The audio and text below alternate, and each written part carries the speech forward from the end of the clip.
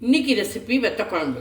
அதுக்கு ஒரு ஸ்பெஷல் பொடி பண்ணிக்க போறேன். யூஸ்வலா நம்ம வெத்த குழம்புக்கு சாம்பார் பொடி தான் போட்டுப்போம். இந்த ஸ்பெஷல் பொடி ரொம்ப சூப்பரா இருக்கும். இதை பண்ணி பாருங்க. இதை பண்ணி ஒரு மாசம் வரைக்கும் வச்சுக்கலாம், ஒண்ணுமே ஆகாது. நம்ம சாம்பார் பொடி மாதிரி தான், ஒரு மாசம் 2 மாசம் வச்சுக்கலாம். இன்னைக்கு ஒரு 8 பேருக்கு வெத்த குழம்பு வைக்க போறேன். அதனால கொஞ்சம் கூட பண்ணிக்கிறேன். புளி பெரிய லெமன் சைஸுக்கு 2 எடுத்துட்டு இருக்கேன்.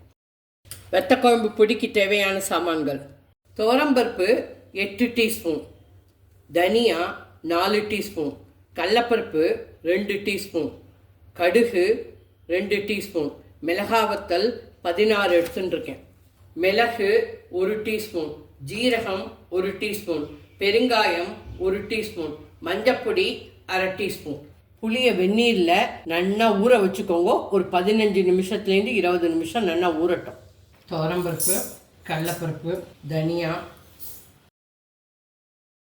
வெந்தயம், கடுகு, மிளகாவத்தல், மிளகு, ஜீரகம் கை பொறுக்கிற சூடுக்கும் கொஞ்சம் மேலே வறுத்துக்கோங்க. அதுக்கு மேலே வேண்டாம், செவக்க வேண்டாம். கை பொறுக்கிற சூடுக்கும் மேலே வந்துடுத்து போகிறோம். இப்போ கேஸ் ஆஃப் பண்ணிடுறேன், அவ்வளோதான். பெருங்காயம், மஞ்சப்பொடியும் இதில் ஆட் பண்ணிடுறேன். நல்லா ஆறிடுத்து 15 மினிட்ஸ் ஆகிடுத்து. இப்போ இந்த ஜாரில் போட்டுக்கிறேன். ட்ரை பிளேடு பொடி பண்ணிட்டாச்சு. இந்த மாதிரி பொடி பண்ணி 2 மாதத்துக்கு வச்சுக்கலாம், ஒன்றுமே ஆகாது. வெளியிலேயே வச்சுக்கலாம். எப்போல்லாம் நீங்கள் வெத்த குழம்பு பண்ணுறீங்களோ அப்போல்லாம் யூஸ் பண்ணிக்கலாம். வெத்த குழம்பு ஆரம்பம்: குழி கரண்டியால் 1 கரண்டி, 2 கரண்டி நல்லெண்ணெய், 6 டேபிள் ஸ்பூன். 8 பேருக்கு பண்ணுறேன். வெந்தயம் 1 டீஸ்பூன், கடுகு 2 டீஸ்பூன், கடலப்பருப்பு 1 டீஸ்பூன், துவரம்பருப்பு 2 டீஸ்பூன், கட்டி பெருங்காயம், மிளகாவத்தல் 3, கருகப்பலை. இந்த மாதிரி செவக்கட்டும். மணத்தக்காளி வத்தலை அலம்பிட்டு தான் போடுறேன், ஏன்னா உப்பு இருக்கும், அதனால் அலம்பிட்டு போடுறேன். ஒரு பிடிச்ச பொடி ஃபுல்லாகவே மணத்தக்காளி வத்தலில் பண்ணலாம். இன்றைக்கி நான் இதோட கத்திரிக்காய் சேர்த்துக்கிறேன். 2 கத்திரிக்காய் எடுத்துட்டுருக்கேன். இந்த மாதிரி பொடி பொடியாக நறுக்கிக்குவோம். நல்லா ஒரு 30 செகண்ட் வதக்கிக்கிறேன். புளியை நல்லா 1 லிட்டர் கரைச்சி எடுத்து வச்சுருக்கா. மஞ்சப்பொடி ஒரு 1/4 டீஸ்பூன். சாம்பார் பொடி போடலை, அதுக்கு பதிலாக வெத்த குழம்பு பொடி, ஸ்பெஷல் பொடி ஒரு 4 டேபிள் ஸ்பூன் போட்டுக்கிறேன். கொரன்னு பொடி பண்ணிக்கோங்க, ரொம்ப நைஸாக பொடி பண்ணிக்க வேண்டாம். கத்திரிக்காயெல்லாம் வதங்கி எடுத்து புளியை விடுறேன். சுருள் சத்தம் வரும், ஜாக்கிரதை. 1 லிட்டர் கரைச்சி வச்சுருக்கேன்.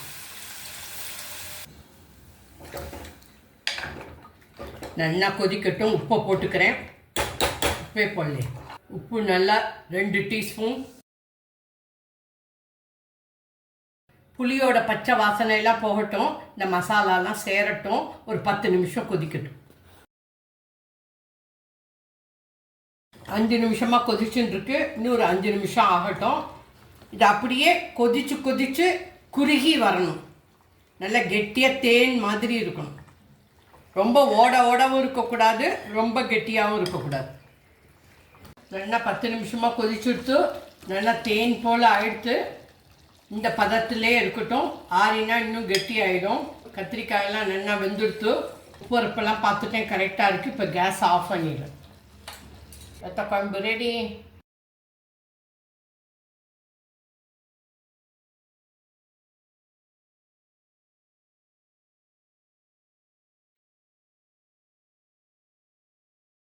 இன்னைக்கு ரெசிபி வாழைத்தண்டு மோர் கூட்டு, வாழைத்தண்டு தயிர் பச்சடி 2 பண்ணி காமிக்க போறேன்.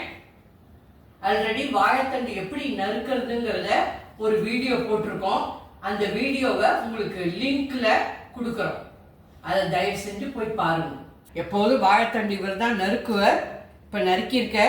சில வாழைத்தண்டுல நாரே இருக்காது, சில வாழைத்தண்டுல நிறைய நார் இருக்கும். அது நம்மளோட அதிர்ஷ்டத்தை பொறுத்தது. ஒன்றும் இல்லை. வாழைத்தண்டை வேக வச்சுக்கிறேன்.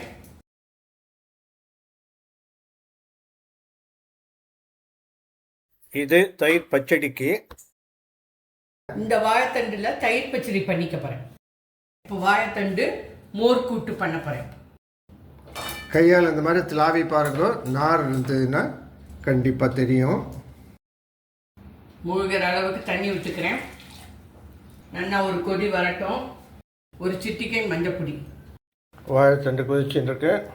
வாழைத்தண்டுக்கு உப்பு ரொம்ப நிறைய வாங்காது, அதனால் நான் ஒரு அரை டீஸ்பூன் உப்பு போடுறேன். நல்லா வெந்துடுத்து, பார்த்தாலே தெரியுது. இது நல்லா வெந்துடுத்து. இப்போ தேங்காய், பச்சை மிளகாய், ஜீரகத்தை அரைச்சிட்டு வரேன். 3 டேபிள் ஸ்பூன் தேங்காய், 1.5 பச்சை மிளகாய் போட்டுக்கிறேன். ஜீரகம் 1 டீஸ்பூன். அரிசி வேணா வச்சுக்கோங்க, ஊற வச்சுட்டு. நான் அரிசி மாவு போட்டுருக்கேன். 1 டீஸ்பூன் அரிசி மாவு. ஒரு 2 டேபிள் ஸ்பூன் தண்ணி விட்டுருக்கேன். அரைச்சிட்டு வரேன். அரைச்சிட்டு வந்துட்டேன். நல்லா வழுமூணாக அரைச்சிட்டேன். அரைச்ச விழுத போட்டுக்கிறேன். நல்லா ஒரு கொதி வரட்டும். இது நல்லா சாதத்துலலாம் பசஞ்சிட்டு சாப்பிடலாம். எல்லாத்துக்கும் செம காம்பினேஷன். அவ்வளோதான். நல்லா கொதிச்சு எடுத்து இப்போ கேஸ் ஆஃப் பண்ணிடுறேன். கொஞ்சம் 2 நிமிஷம் ஆகட்டும். தயிரை விட்டுக்கிறேன். 3 நிமிஷம் ஆகிடுத்து. நல்லா ஆறிடுத்து, கெட்டி ஆகிடுத்து. தயிர் 4 சின்ன கரண்டி, ஒரு 6 டேபிள் ஸ்பூன் இருக்கும். தயிரை விட்டுட்டு ஒரு 30 செகண்ட் கொதிக்கட்டும். தயிரை விட்டுட்டு ஜாஸ்தி நேரம் கொதிக்க விடாதீங்க. Just 30 seconds will do. 30 second கொதிச்சு எடுத்து போகிறோம். இந்த கன்சிஸ்டன்சிலே இருக்கட்டும். ஆறினா இறுகிடும். கேஸ் ஆஃப் பண்ணிடும். அவ்வளோதான். வாழைத்தண்டு மோர் கூட்டு ரெடி ஃப்ரம் தூள் கப்பு கிச்சன். தாளித்து கொட்டிக்கிறேன். தேங்காய் எண்ணெயில் 2 டீஸ்பூன் ஆயில் விட்டுக்கிறேன். கடுகு 1 டீஸ்பூன், உளுத்தம்பருப்பு 1 டீஸ்பூன், வெந்தயம் துளியூண்டு போடுறேன். என்னோட ஸ்டைல் அது. மிளகா வத்தல் பாதி போடுறேன். கருவேப்பிலையை போட்டுக்கிறேன். அவியல் மாதிரி இருக்கும் தேங்காய் எண்ணெயில் தாளித்து கொட்டிலேன்னு. நல்லா செவந்துடுத்து.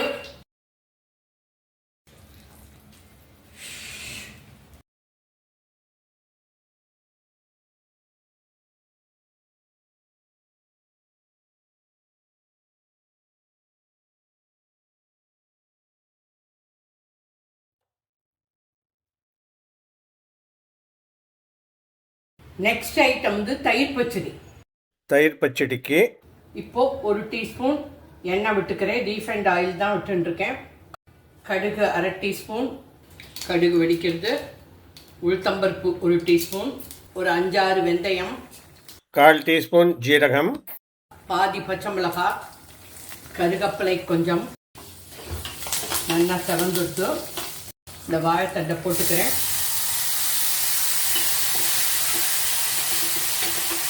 ஒரு நிமிஷம் நல்லா வதங்கட்டும். ஒரு சிட்டிகை மஞ்சப்பொடி போடுறேன்.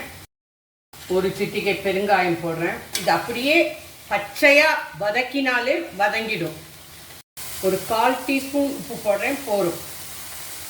நீங்கள் வேணும்னா இன்னும் போட்டுக்கோங்க. அவ்வளோதான். தயிர் பச்சடிக்கு தயிரை ஊற்ற வேண்டியது தான். ஆறினதுக்கு அப்புறம் தயிரை ஊற்ற வேண்டியது தான்.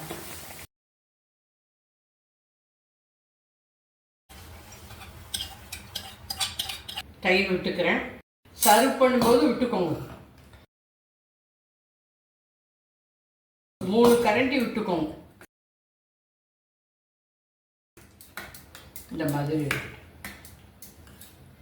சூப்பர் தயிர் பச்சடி ரெடி பாருங்க.